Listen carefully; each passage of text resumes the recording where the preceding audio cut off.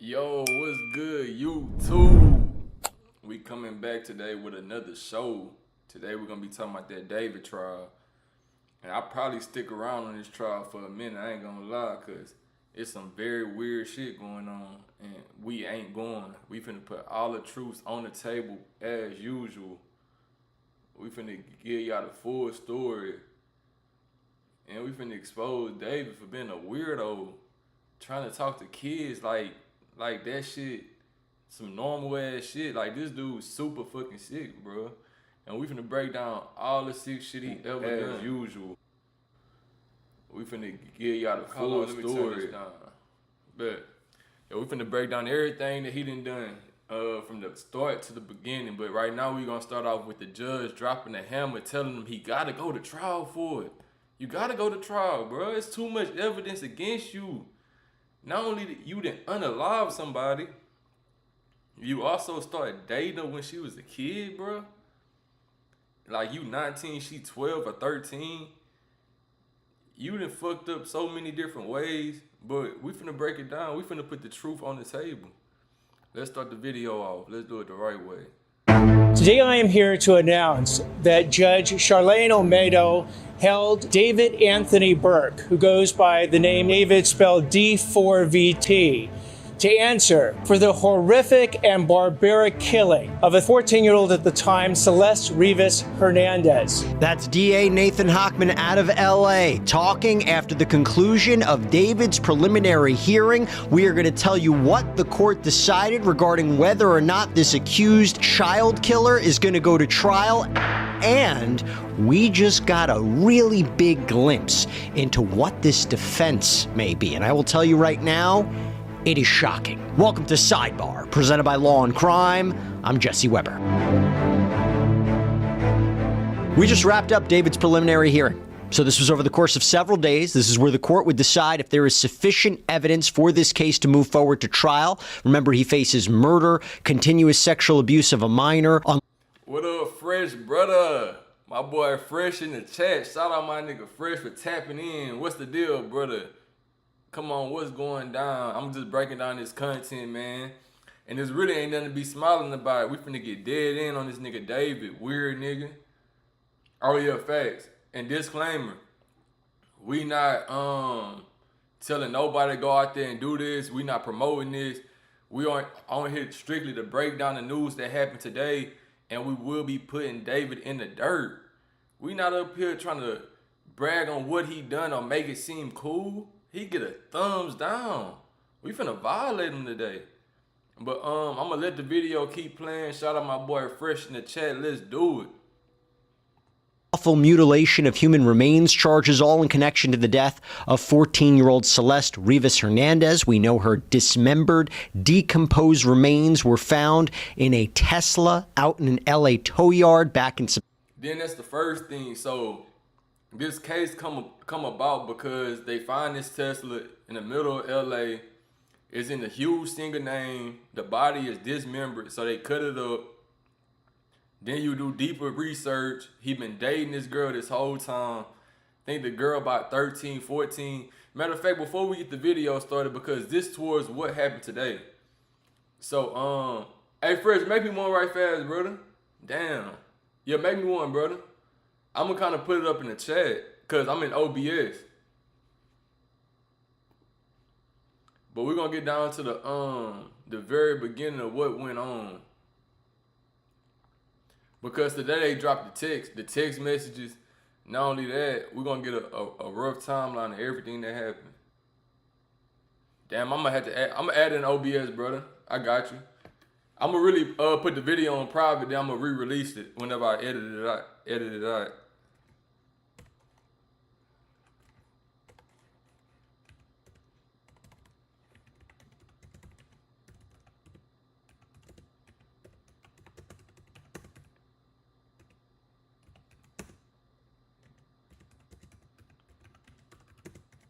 I'm gonna give y'all a rough timeline on everything that happened.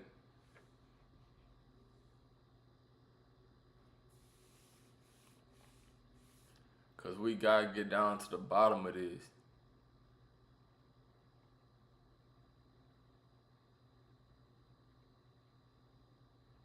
What up with it, Blaze? What's the deal, homie?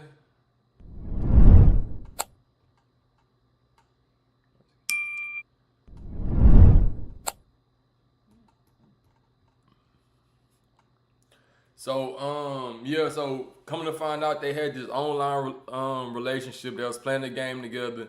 They was all in the Discord, in the group chat, playing the game.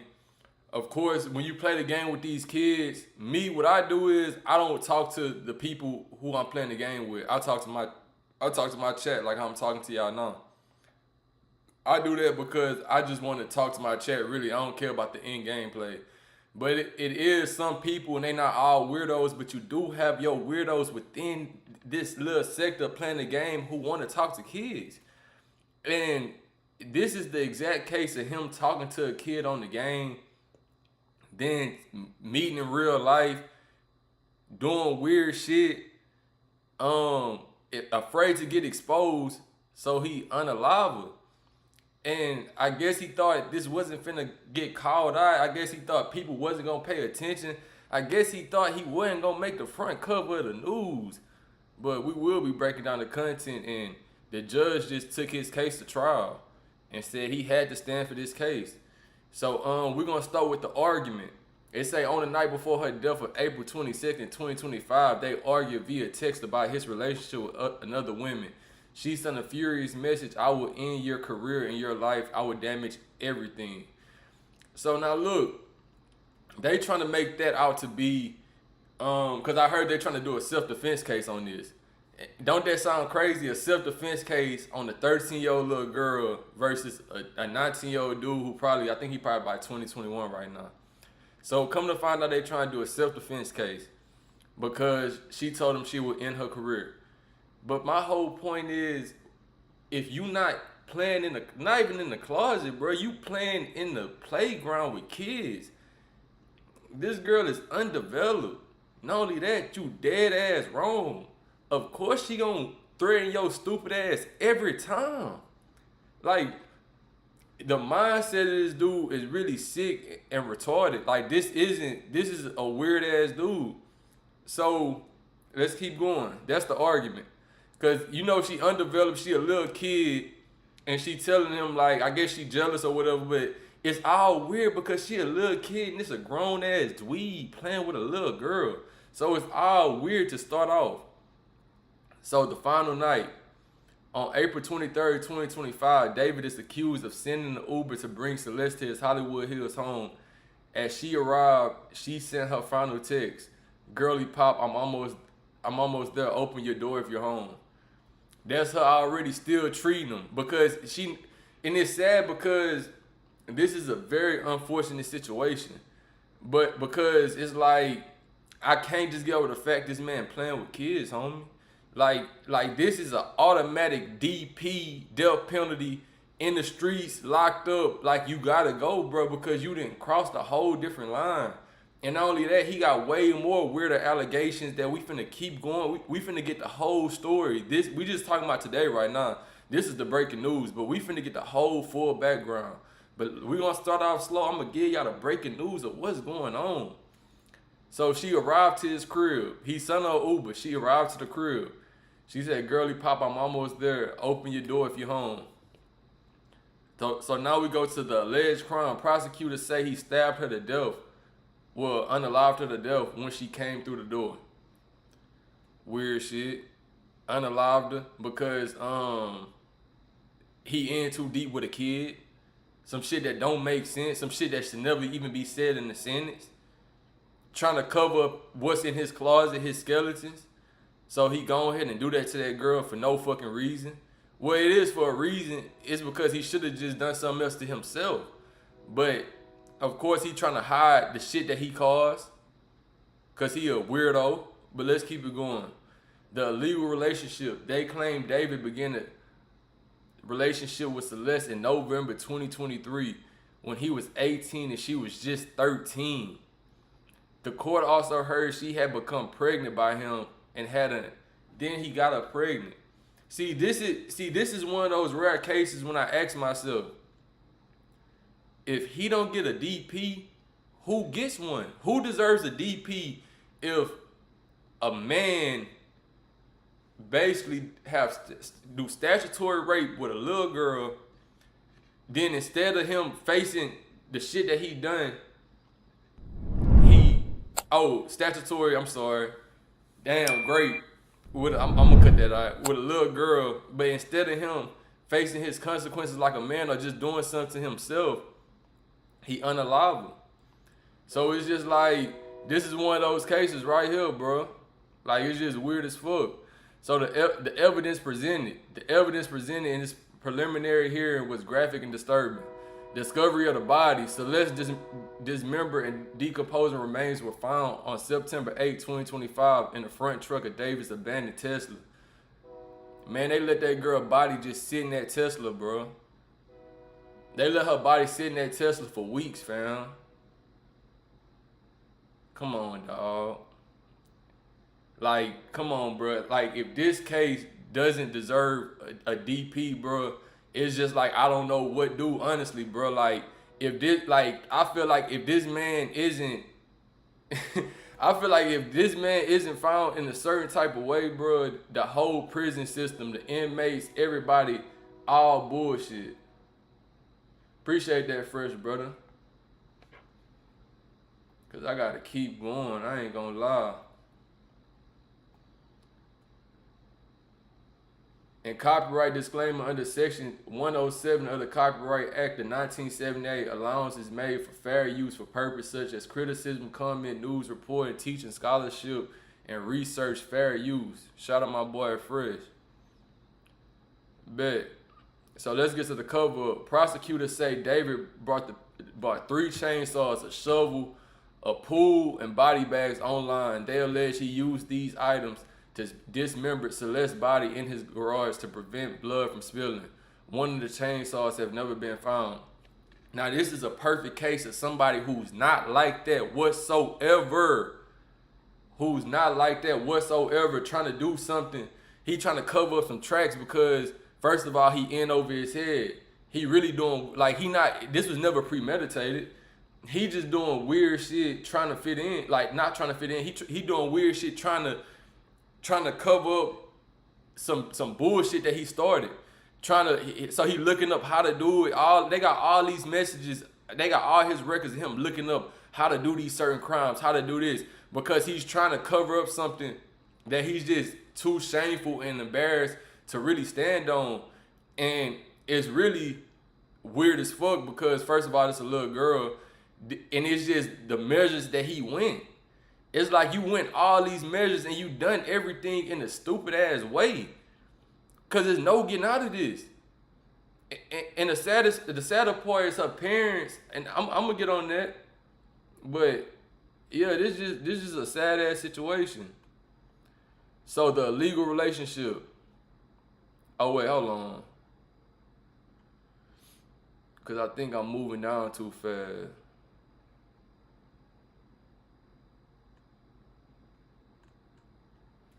Let me get right.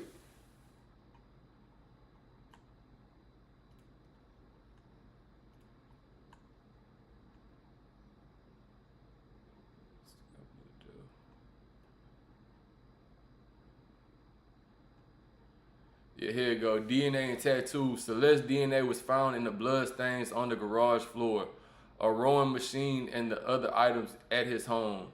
Her left ring and her pinky fingers were severed and never found because she had David tattooed name, like she had his name in ink on there. So of course he dismembered her body, trying to act like a Ted Bundy, a Jeffrey Dahmer, and that's what I'm saying. If he want to play to his extent, he needs to be punished to the extent of these people. Like, knock them off, take them out of this, take them out this shit. Because if you don't use it for somebody like this, who do you use it for?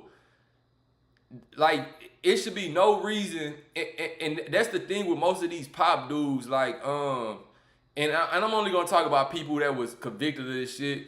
It's people that these women, like, not just women, like, but just people look at like icons that's in love with these younger women, like these little girls, not even younger women, little kids, bro. And people always give them these passes and these passes. But these fucked up dudes in this situation right here proves it.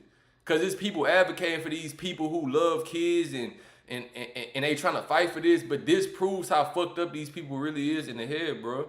And they know they fucked up. That's why they go to these extents to try to cover the bullshit they do up and the weird shit they do up and the shit that should get them unalived up, bro. And the shit is really just weird as fuck, bro. Like, he didn't cut her up. So, all right, let's go to the massive digital evidence. Mind you, this nigga is not no stepper. He nothing like that. He's a straight, pure weirdo. So, of course, he gonna have evidence against him because he don't know how to even get past none of this. Isn't even his caliber. Like, the shit he tried to do, this is just some weirdo trying to just, in a rush, trying to just hurry and cover up a situation type of situation. So let's go to the digital evidence. Prosecutors collected over 40 terabytes of data from his devices, including what they described as a significant amount of, come on, bro.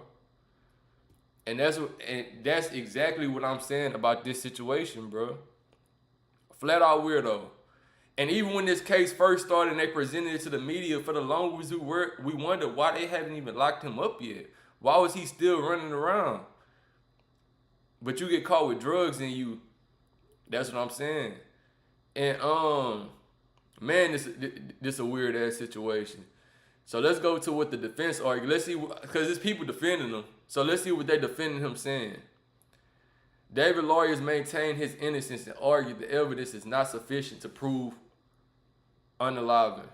They argue that there is no evidence he had a deliberate intent to unalive Celeste, inclusive cause of unaliving. They pointed out the medical examiner's ruling a death from 2 penetrating wounds was too vague to prove it was unaliving, shifting the blame. The defense also tried to show Celeste had threatened him, was violent, and that, look, hold on, let me not be biased, and that was her parent, and her parents were aware of the relationship and even had consent to her to travel to London with him. The family lawyer called this attempt to put the blame on a 14-year-old girl horrifying. And it is. It's sick, bro. And to be honest, it's not gonna hold up. Nobody cares about what she told you, none of that, because the whole point is you don't even supposed to be talking to a 14-year-old girl, brother. Like, what the fuck is you doing? Like, seriously, what the fuck is going on? Why are you talking to a 13-year-old girl and you this some type of megastar? Fuck all that. You a man at the end of the day. Why is a man having any type of communications to that level with a 13-year-old girl or 14-year-old girl? And it's just stupid that these people trying to say she threatened him first. A little kid. She threatened him first. That's the defense. She threatened him first. And you do gotta hold the parents accountable, bro. You can't look over the parents' accountability, because in these type of cases, this is the ongoing problem. The family and the parents, they know. They cool with it because they feel like a man has reached a certain type of success and he's looking at their daughter like he want to pull her out of whatever she from, and they caught up on the superstardom, but this the type of shit that end up happening, bro. So you do got to hold them accountable. And it's sad that they got to go through this. And it's really fucked up because they dealing with a weirdo because they looking at the money. And that's why I always tell people, bro, money don't make you real, homie. Money don't, just because somebody got money don't mean that, like, they just this good ass person or they this person who just stand up thorough in their mind. That shit don't mean nothing. That just mean that they just made some money. That's all it come down to. They run across some money, bro. They character, who they is, none of that shit matter. They actions show that. The money don't show shit. The money just show they made some money. You can go hit the lotto and make some money and be a fucked up person. But the parents, they caught up on this money. It was the same shit in the R. Kelly case, bro. So let's go get some more, let's go pull up some more facts about this, man. Even though I got hella facts, cause I already researched some of this.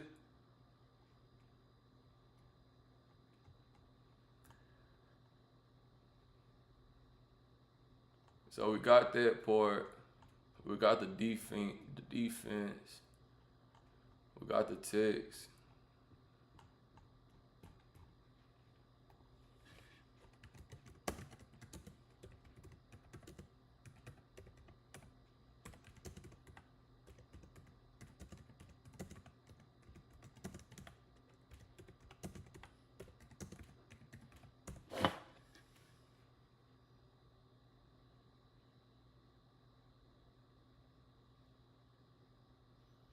And yeah, cause not only all this, he also didn't put certain stuff in music when it came out. The night that the unaliving happened, the next day he was on a radio show. It was just, bro.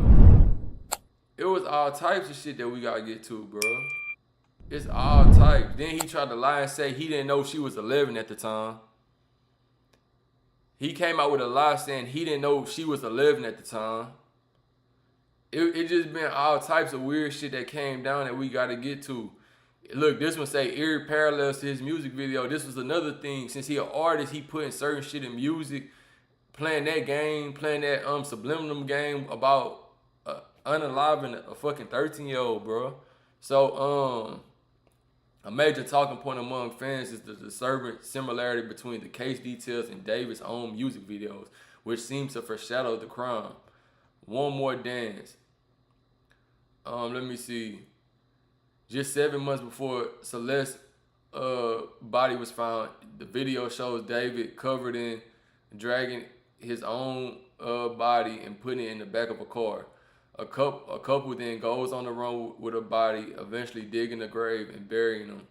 People online have pointed out the chilling connection between this fictional post, and he been doing weird stuff like this whole time, bro. Before getting caught, he been doing hella weird shit like this. Then his biggest song, Romantic Homicide, this is the song that made him famous. The music video shows him standing over and singing to a bloody body of a young girl. The title visuals are eerie. Come on, bro. It matched the exact allegations against him. So he been throwing this out there. He thought he was gonna get away with it, bro.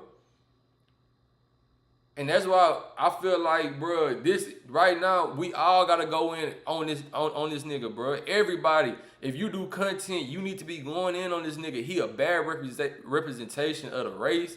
He a bad representation of a man. The nigga just a fucked up human, bro. And no, I feel like nobody should let a nigga like this make it. Then we got a resurfaced live stream from February 2024 adds another layer of strangeness to the story. The accusation in the clip, Celeste can reportedly be heard calling David a pedo. The stream was, come on, bro. And the girl already knew what was going on. That's why she treated him how she do, even her last text. See, I'm on some shit like, fuck that nigga all the way through. I don't give a fuck about him. Her last text, she really playing with the nigga, saying, answer the door, girly pop. She already know what type of weird ass dude she dealing with, but she just a little kid, bro. So that's why I said all the blame have to go on him and the parents. It have to, because this is a little kid, her brain not even developed. But the parents should have taught her better to even fuck with somebody like this, and the parents shouldn't even let this shit happen. But that's where they get the money confused with thinking shit. They looking past the morals because they focused on the money. So they're looking at past the morals of the whole situation, bro. So it's like, we don't care that he's 19 and she's 13. Like he's famous. Like he's just famous, and that's all they care about. And that's why it's a situation like this. All this shit could have been prevented, bro, from the beginning. All this shit could have been prevented. Let me check the chat. What's up, Morgan? What's the deal? Yeah, shout out my boy Fred. Shout out Blaze. What's up, Nikki Lee? How you doing? What's the deal? Man, hey, I'm going to tell the chat what we got going on. Right now, we breaking down this David and Celeste case. I'm getting on David ass because he's a weirdo. He deserved the DP all the way through. We can't let him make it. He unallowed the little girl that he was doing weird shit with as a grown man, so we cannot let him make it. So I'm going to be on his ass probably for about an hour and a half. I'm happy you doing good. How you doing, Morgan?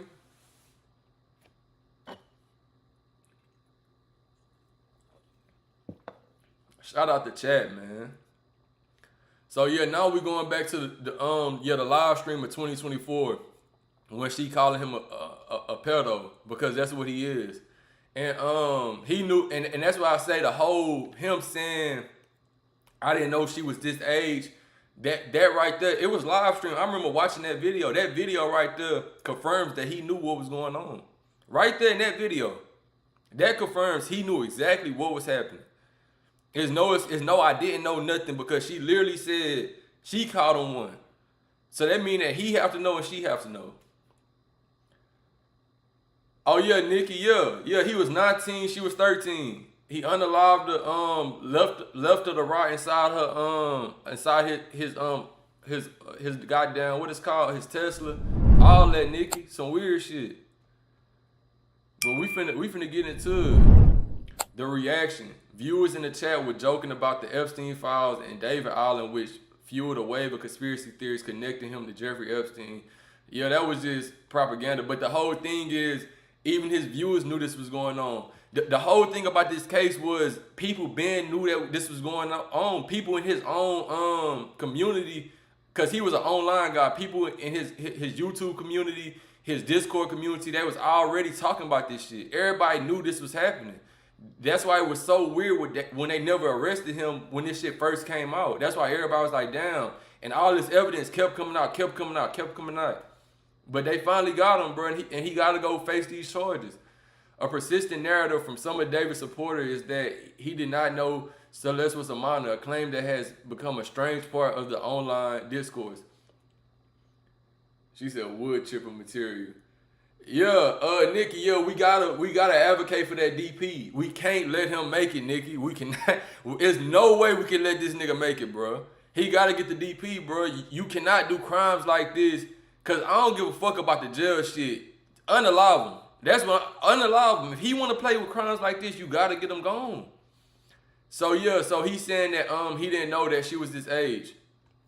So claims for friends of David claim they saw Celeste at age restricted parties and hangouts and believed she was 19 years old and a student at USC, possibly because she had multiple fake IDs.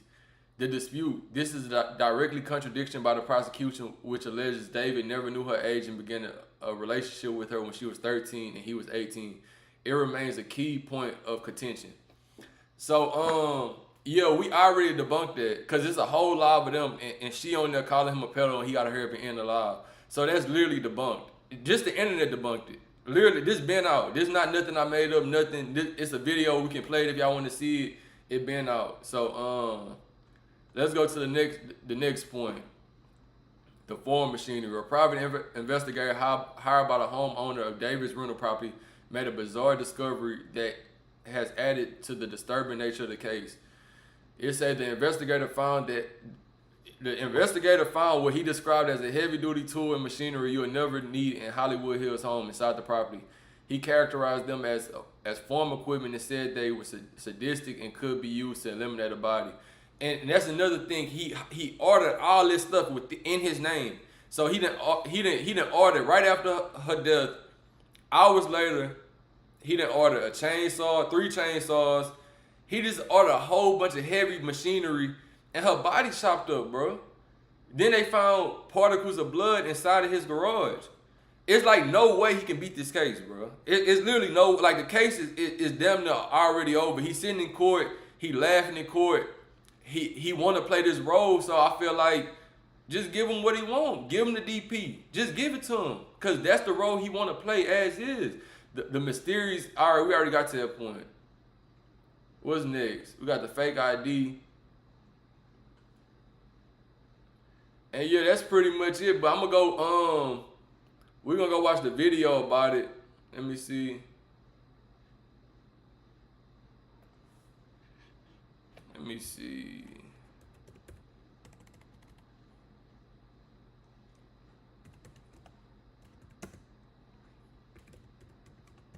We're gonna watch the video about it. I'm gonna react to that.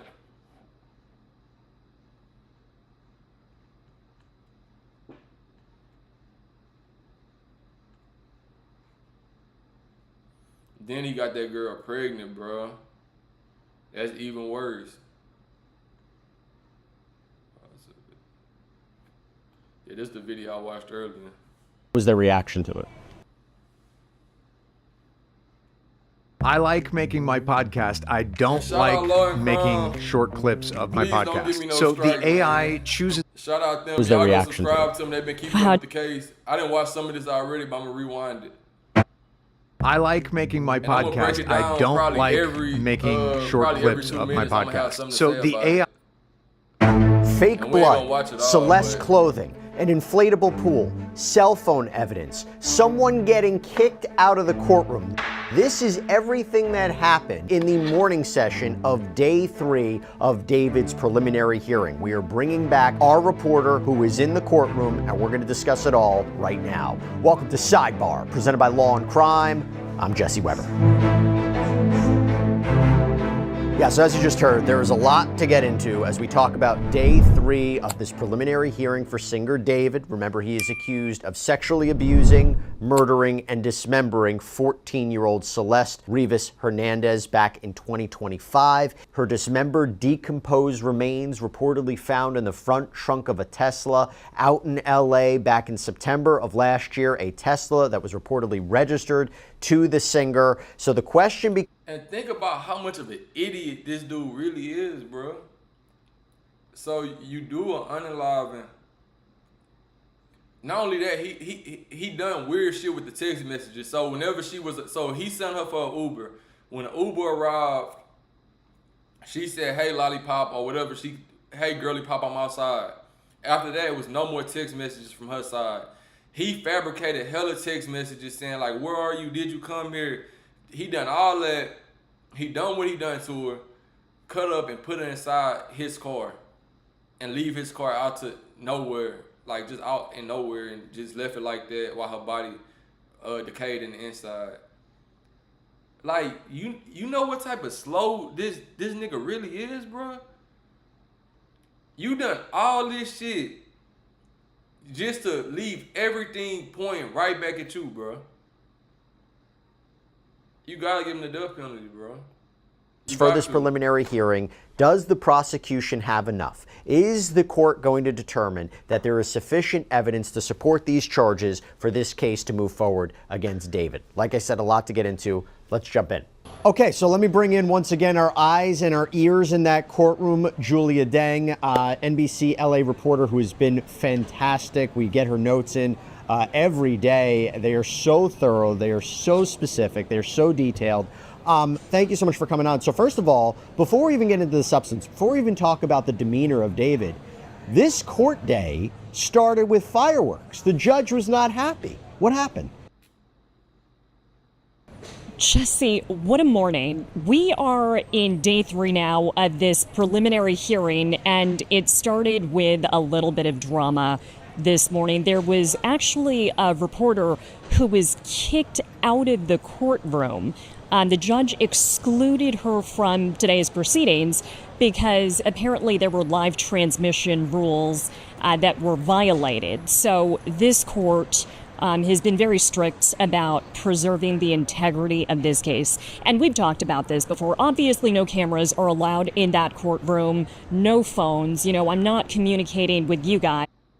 By the owner of the property where David had been staying, right? This is near where the Tesla was reportedly found. So he's been investigating from day one. We've had him on the show. Some drama with him in the courtroom today, right? What happened there?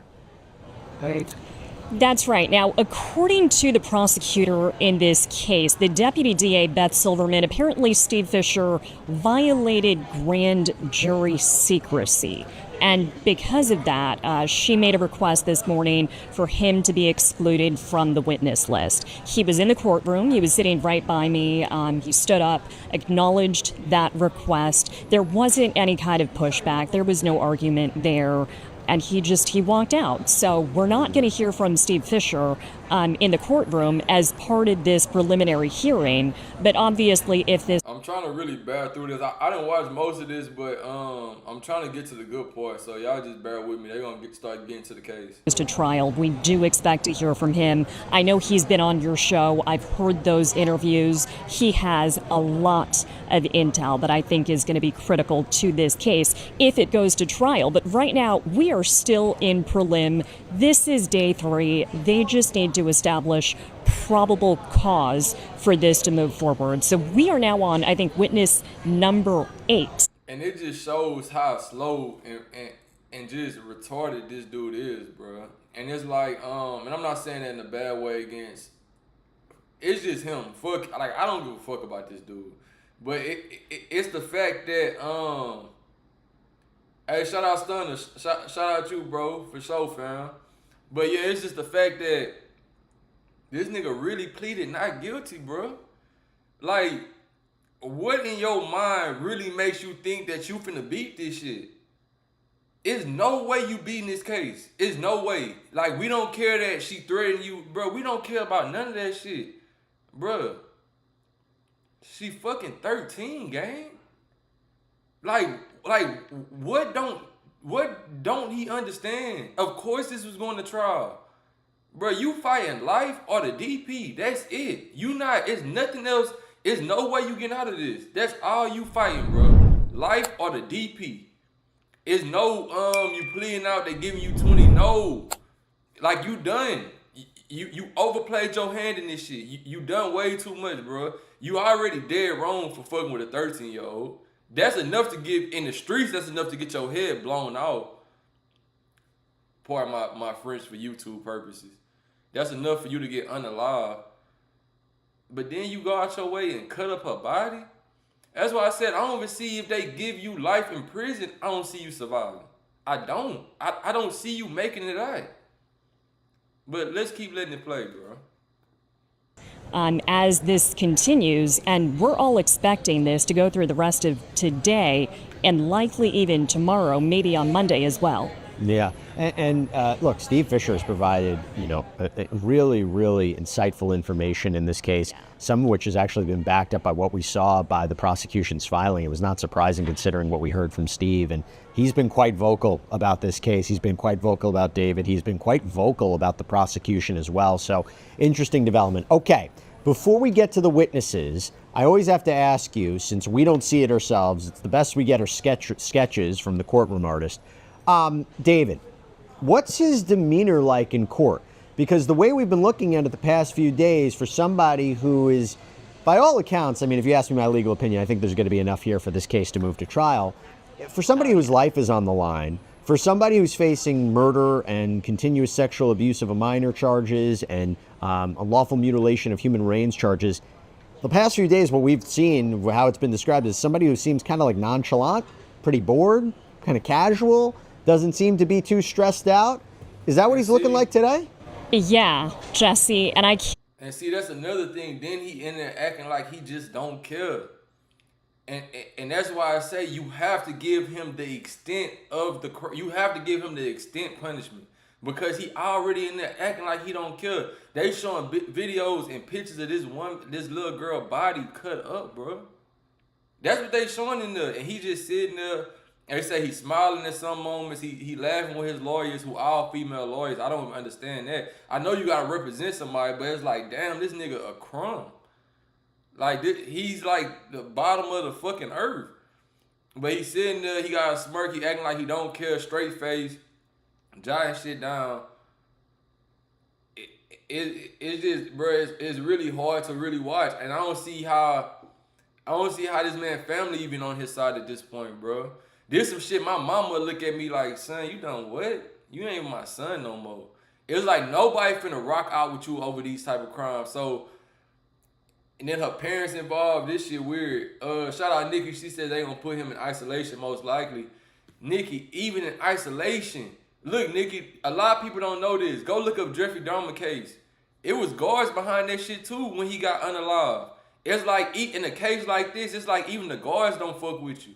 Everybody looking at you like, what type of nigga is you? Like, bro, you done that to that little girl? Like, nobody fucks with you in a case like this. Nobody. Because it's just unethical. Not only that, it's just distasteful. Not only that, it's weird as fuck. But we're gonna keep it rolling, because it's just like, damn. I could just say so much about this shit, to be honest with y'all. get past that. I mean, imagine if you or somebody you knew were in that hot seat. I mean, I think you might care a little bit more. Let me tell you, actually, what the courtroom sketch artist said. I chatted with Mona Schaefer-Edwards during the court break about an hour ago, and I said to her, you know what, Mona, you've got the most interesting perspective in this courtroom in the sense that she's sitting facing the defendant. She's in the jury box area, so she gets to see his face, his expressions, and she's been sketching this for all of us who are using her art to cover this this case. So she told me, Jesse, it looks to her like David is, quote, on another plane. He seems completely disengaged. I'm reading his facial expressions kind of from off to the side. I'm watching him from an angle. He's not reacting much. You know, it's a lot the same as yesterday, where he's kind of just staring straight ahead at the witness who's testifying, and then that overhead monitor that's projecting the exhibits. But no, he's really not reacting, and that includes when we see the victim's clothing, you know, her soiled, blood-stained, insect-infested, wet clothing that was found in the cadaver bags along with her remains. He's just staring straight ahead. He's got his arms folded. He's got this yellow legal notepad in front of him. It doesn't look to me like he's taking any notes. He's got a white styrofoam cup of water. I've counted maybe 2 or 3 interactions today. I'm gonna be honest, bro. I don't think he can, like, the type of dude this, like, if you look into his background, the type of dude he is, bro, I don't even think that, I think if he gets in his life, he gonna do something to himself, bro. Because, and I never speak against isolated people, because the thing with isolated people, sometimes these people come out to be some of the greatest people that ever, like, just smart people who think outside the box because they was always isolated to themselves. But he is the worst. He is the reason why you make your kids come and speak to everybody and include them in certain situations. Because if you don't, it's a certain way they can end up like this nigga, bro. Cause you look at his background, he was homeschooled. They went through his whole search history about the videos he was watching. He watching loner videos. In his interviews, he talking about how he can never connect with people. And these type of people just have some type of disdain in their heart just against others. And when it's a dude, it's especially against women. Like, it's like that red pill community. It's filled with people like this. Like, they just feel like they never really connected or bonded with no woman or women, period. They just so used to, when they was accepted hanging with dudes, they already have a certain type of outlook about women. But this dude is the worst of the worst. Because he don't even date people his age, or he don't even associate with nobody his age. He's associating with a little girl. And when I look at this dude, I'm like, I know he can't do life. I could tell he gonna do something to himself, bro. Or somebody gonna do something to him. There's no way shit is finna go all through till he get life. And life shouldn't just be the only thing. Like, it should be just death penalty. If he get convicted, give him the DP. But let me let the video keep rolling. He's turned a little bit and kind of had, you know, a brief exchange of words with one of his attorneys. But other than that, he's not even moving, Jesse. It's really incredible. But I'm not here to speculate, but I just have to ask, do you know if he's on any kind of medication or anything like that? They talking about that right now. I don't know, Jesse, and we're not going to speculate on this show, but that is a question that's come up in sidebar conversations. We don't know, and that hasn't come up in court. Okay. I imagine if he is, it will. Okay, got it. All right, let's talk about the substance. So the first witness back on the stand was this criminalist, right? And being questioned by the defense. What happened there? So we ended yesterday with cross-examination of an LAPD criminalist. She was the one who was called to process evidence found in David's garage. And that evidence included everything from trash bags to rubber floor mats to bloodstains. She was the one who tested chainsaws found in David's house. This was just about a week after the car was found in the Hollywood tow yard with the victim's remains in the front trunk, of course. So they continued with that cross-examination, and there was a lot of back and forth about the chainsaws. And here's why. Defense attorney Blair Burke noted there was no positive test indicating the possibility of blood on those chainsaws, so she kept on asking this LAPD witness for the prosecution why they didn't take those chainsaws into evidence. It sounded like she wanted to make the point that touch DNA, which they didn't test for, may have indicated something else, may have painted a more comprehensive picture of what exactly happened and who may have been involved, who else may have been involved, that is. But the criminalist was very sharp, very clear with her answers.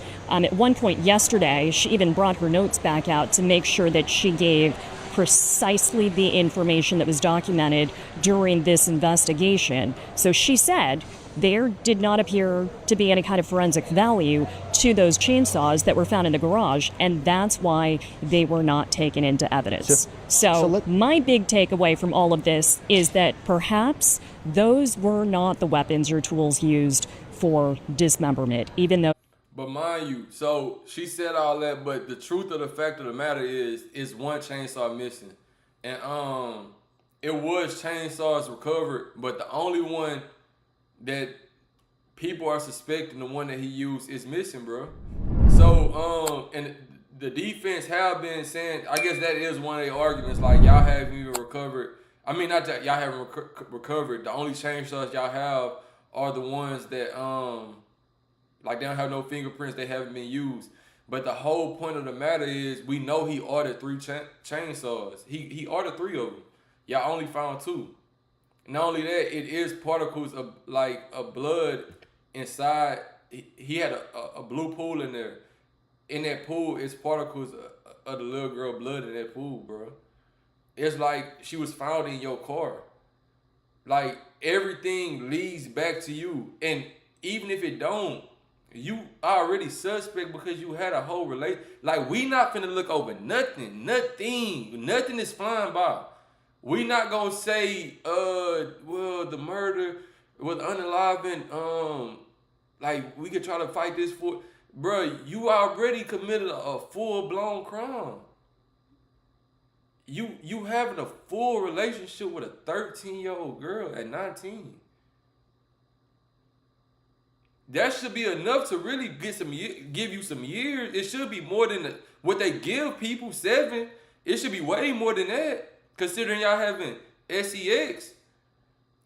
But then her particles of her blood inside your, it's just too much shit that's pointing towards your way.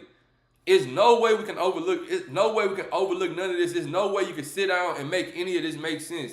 Even if you was to sit down today and be like, well, look, me and my manager, it was you and your manager. Y'all was in on this together.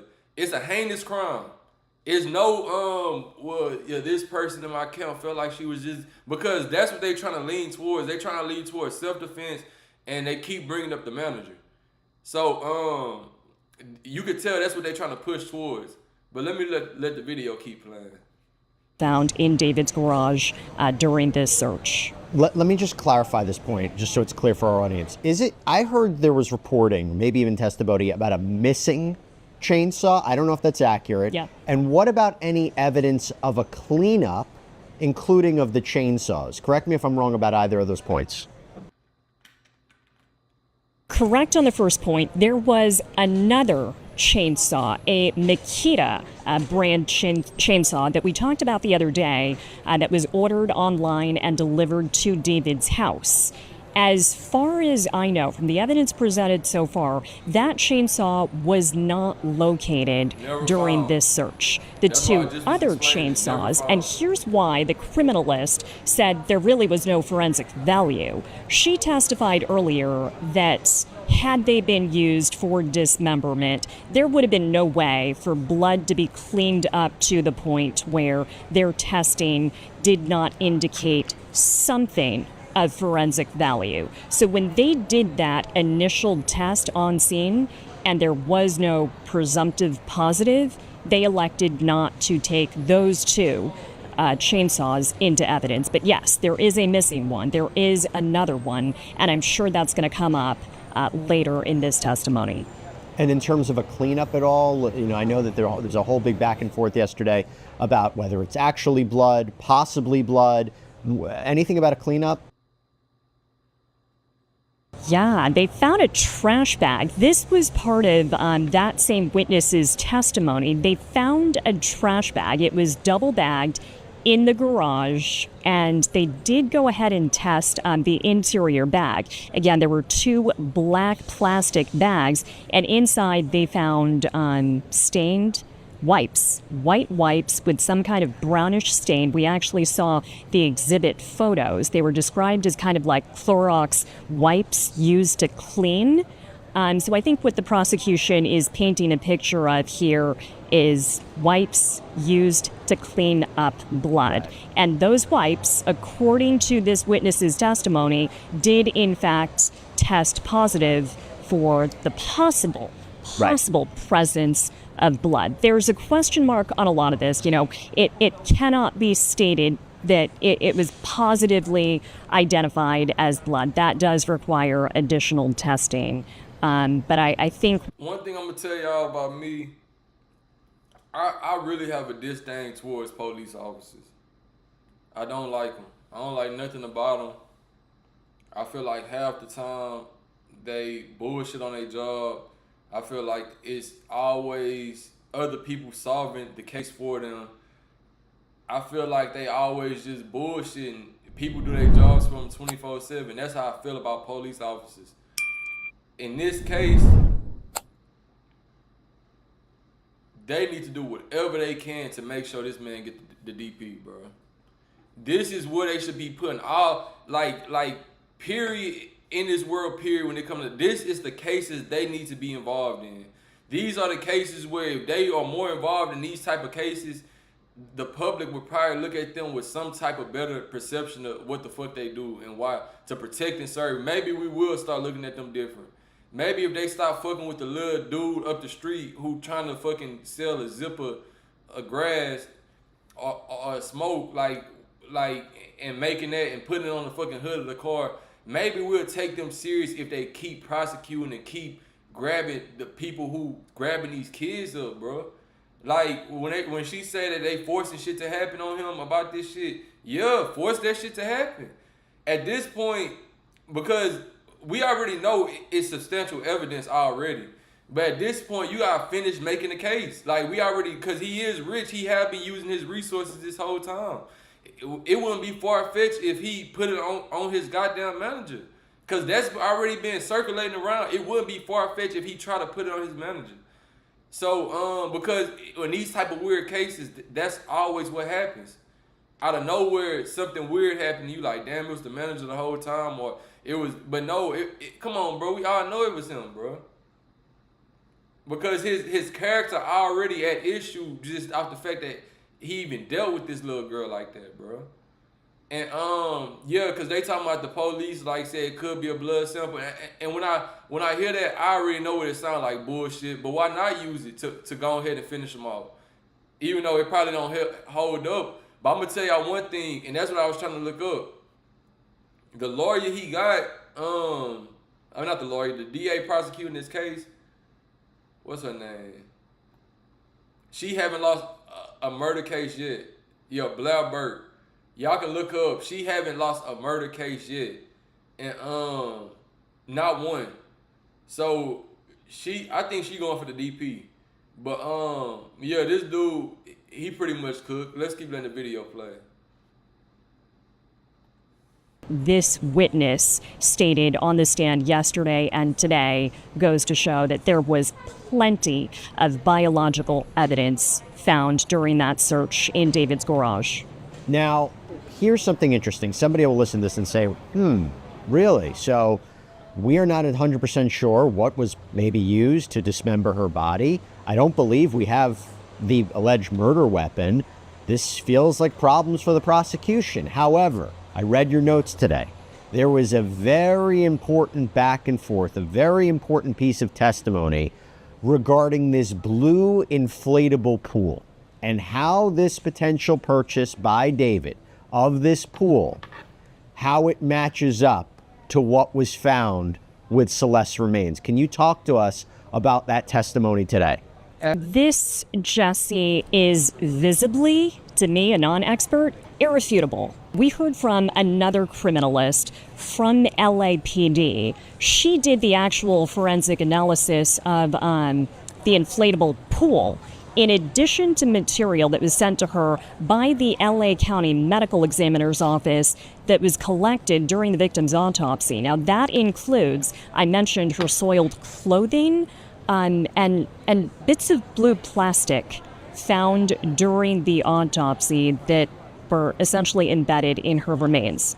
So this criminalist actually pieced those bits of blue plastic, analysis of the inflatable pool, in addition to material that was important piece of testimony regarding this blue inflatable pool and how this potential purchase by David of this pool, how it matches up to what was found with Celeste's remains. Can you talk to us about that testimony today? This, Jesse, is visibly, to me, a non-expert, irrefutable. We heard from another criminalist from LAPD. She did the actual forensic analysis of the inflatable pool, in addition to material that was sent to her by the LA County Medical Examiner's Office that was collected during the victim's autopsy. Now, that includes, I mentioned her soiled clothing, and bits of blue plastic found during the autopsy that were essentially embedded in her remains. So this criminalist actually pieced those bits of blue plastic in with the rest of the inflatable pool that she processed and analyzed, including work that was done under a microscope. And there were exhibits shown during court today, photos of how those pieces from the autopsy fit in like a puzzle with the rest of that blue inflatable pool. So there was They got the pool this man bought on her body. The pool that he ordered from Amazon, overnighted, whenever they recovered her body, they got this shit within her corpse. Bro, if this not a DP case, I don't know what is, bro. Back and forth, the prosecutor spent quite a bit of time questioning this witness, Lisa Alejandro from LAPD, about her background, her expertise, how she did this work, and what it showed. They described the linear cuts in the pool, exactly where in the pool she noted them. There were 4 different areas of damage, what she found on the underside of the pool, and how this all fits in with the larger picture that's being painted, which is that Celeste may have been dismembered in this pool. Taking a step back before we get in more into the substance of the testimony, I saw something in your notes regarding this specific moment as they're talking about this, the remains, as they're talking about the last clothes worn by Celeste. Her family was there today, right? Her family was there today listening to all this. What was their reaction to it? Wow, Jesse, I can't believe they're back in the courtroom today. You know, they sat through all of day 1 of this preliminary hearing, all of day 2. They walked in a little bit later this morning. They didn't show up until about 10:30, but they did catch all of this testimony from Lisa Alejandro. They did sit in the courtroom and see these exhibits, these photos of what their daughter was wearing when her remains were. And that's what I said, bro. It's like, even with the parents, we can't look over the parents, bro. They was dead ass wrong knowing exactly what the fuck was going on.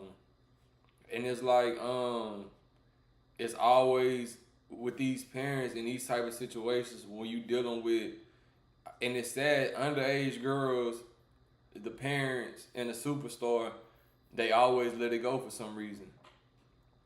And we seen it with the R. Kelly trial and the R. Kelly case, and we seen it in this situation where it got even more horrible. And you can't overlook the parents, bro. They gotta be at some type of fault in this situation. They gotta be. They did see the little bits of hair and plastic that were collected during her autopsy, and how those bits of plastic fit with damage from this blue inflatable pool. I didn't see any kind of visible physical reaction. You know, on day 1, Mercedes, the victim's mother, she bowed her head and just started crying when we saw the photos and the contents of those cadaver bags found in the defendant's Tesla. This morning, I didn't see her react. It's like she was frozen. As we saw, it was a pair of Skechers brand socks, her daughter's underwear, her leggings, that were cut into pieces. And see, at that moment, she realized none of the money, none of that shit was worth it, bro. The moment this lady describing right now, when she talking about seeing the little girl mom in the courtroom, that's the moment she realized none of the fame that he had, none of the resources, the money he had, none of that shit wasn't worth it. Cause he a fucked up dude. And he done a fucking stupid ass heinous crime. Because he weird as fuck. No other excuses. There's no other excuses for this. It all come down to him being a strange, weird person who deserves to get unalived in any type of way possible. That's all this shit come down to, bro.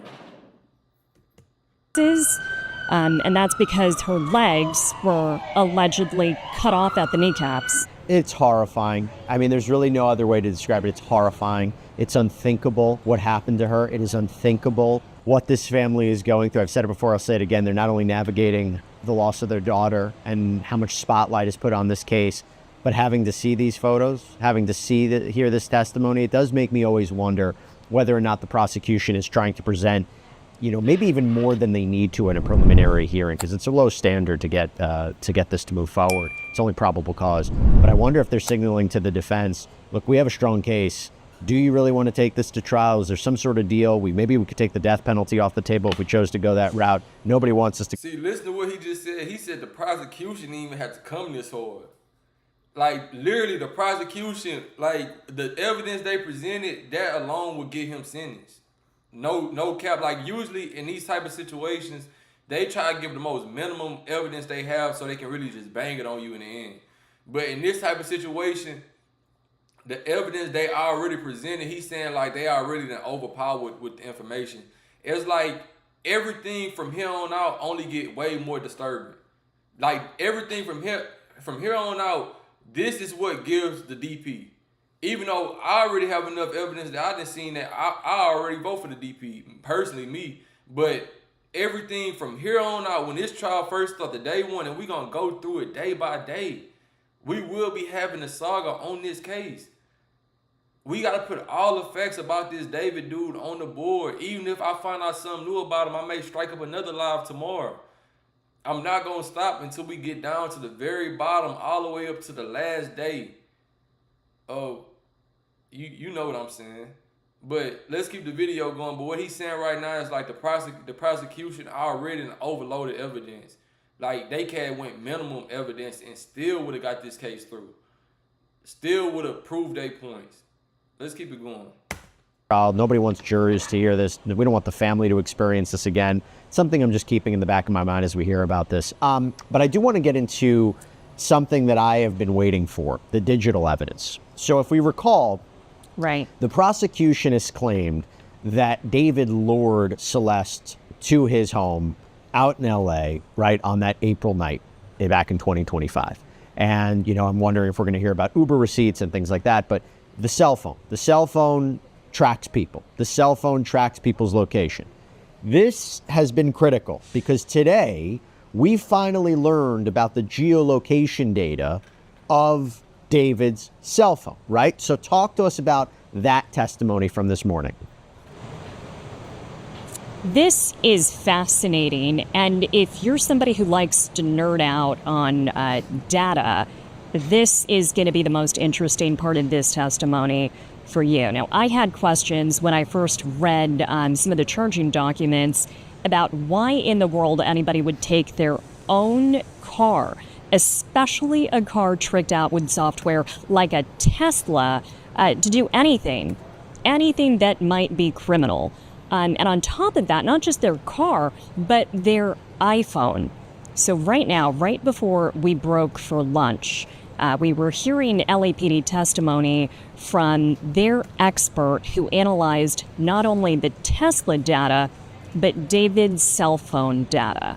So we're actually seeing maps right now where this expert is pinpointing where the vehicle, according to data they analyzed, traveled from the Hollywood Hills west along Sunset Boulevard and then north up the coast into Santa Barbara County. He's testifying how the path of that Tesla, again, according to his analysis of data, matches the path of David's iPhone. Same time, same day. This dude is just an idiot, bro. Then he try to, that's the whole point. Now he try to cover it up by doing stupid shit. Bro, you already got your phone. You already in text to pull up to your crib. You already suspect number one. Not only that, you get in the car with your iPhone in a fucking Tesla. You not just a regular car, you get in a fucking Tesla. One of the most up-to-date modern technology, GPS is everywhere, cameras built in, and you drive with her body in the trunk and leave it there and take your phone back with you and make up 100 texts like, where are you at? Like, bro, did you really think this shit was gonna work? Like, for real, did you really think it was gonna work? Like, this is one of the dumbest niggas of all time, bro. See, y'all like talking about crash outs. Y'all be like, Pooh Shiesty crashed out. We'll do it. This nigga crashed out over some weird ass shit, over some strange shit. Look at him though, he like a weird dude, man. Location. And he's testifying how that matches up with where Celeste's passport card was later found, right by Lake Cachuma off of State Road 154 in Santa Barbara County. Now, this is interesting, too. This has come up before in charging documents, but he's testifying both the vehicle data and the phone data show additional trips up there after that first road trip on April 24th of 2025. And that's, of course, the morning after or overnight going into the morning after the victim was allegedly killed. Let me ask you a big picture question as I'm hearing this testimony from today and the last few days.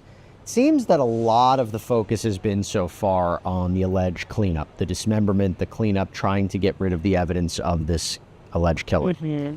One of the questions I've been getting from legal analysts is, what has been the evidence that he actually murdered her? And what do I mean by that? A, the evidence that he actually killed her, that he stabbed her to death, and that he murdered her, right? Not that this was a case of manslaughter, not that this was a case of self-defense.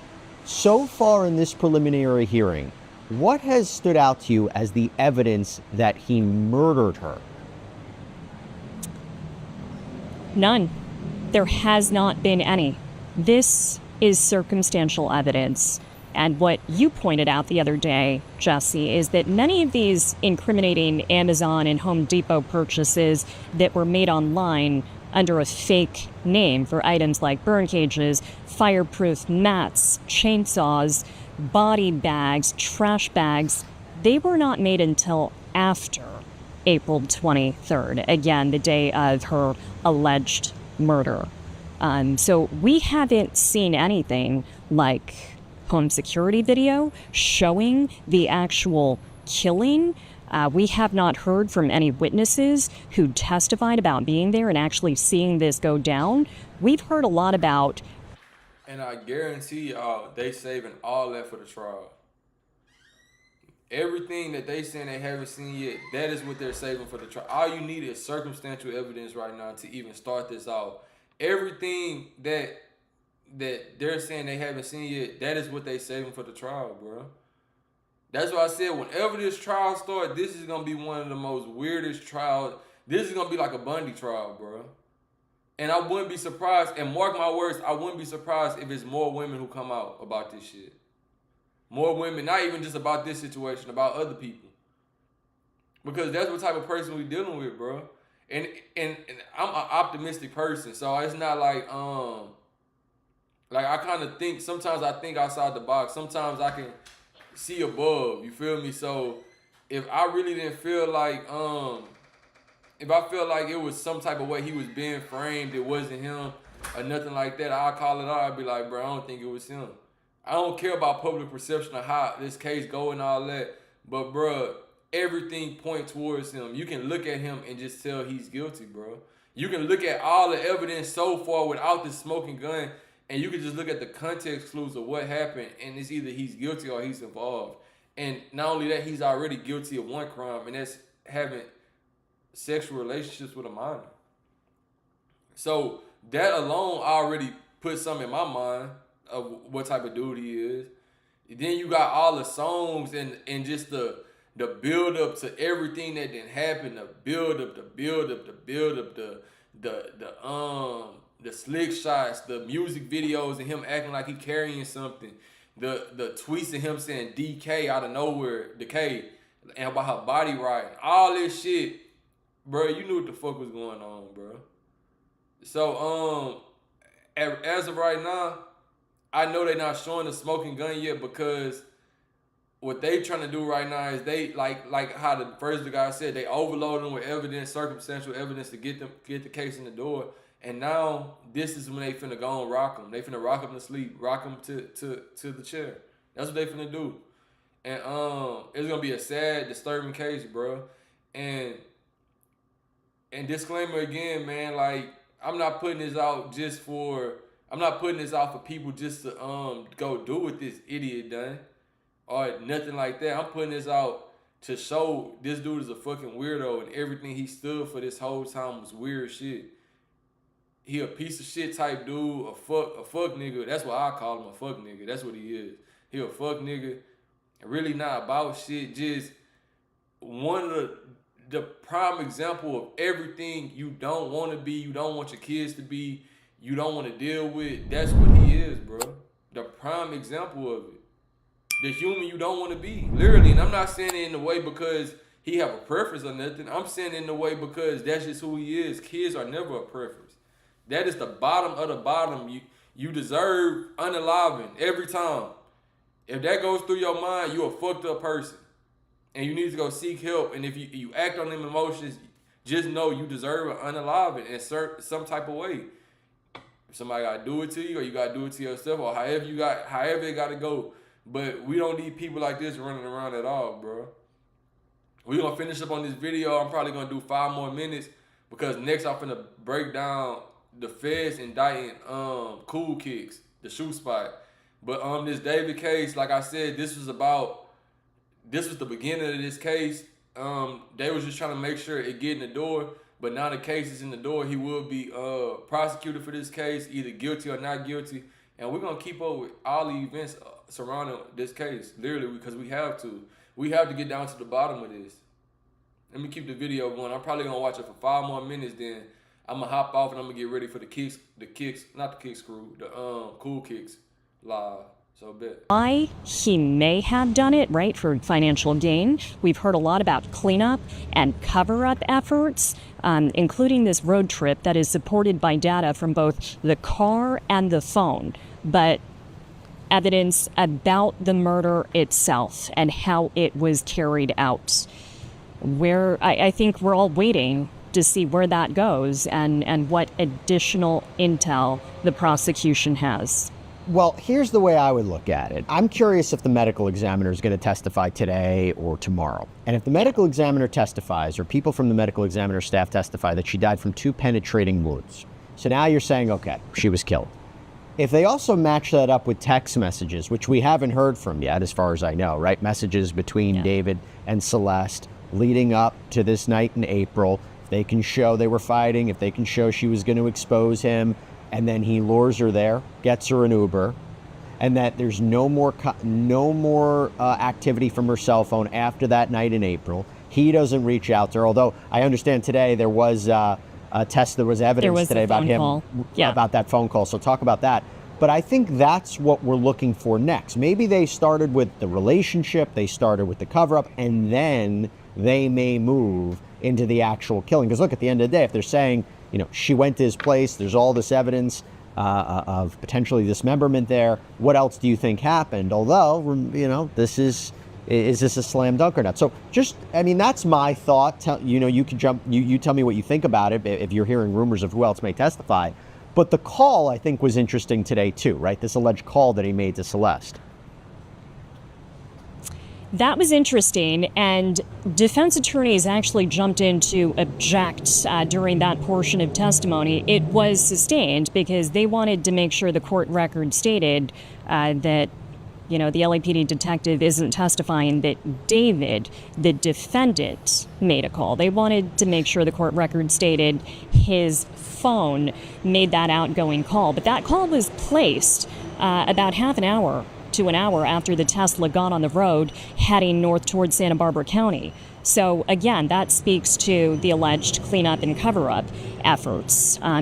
See, now look, this is the part. So the call is the part when they bring the manager into this, because that being like the main thing going on this whole time is them bringing the manager into this.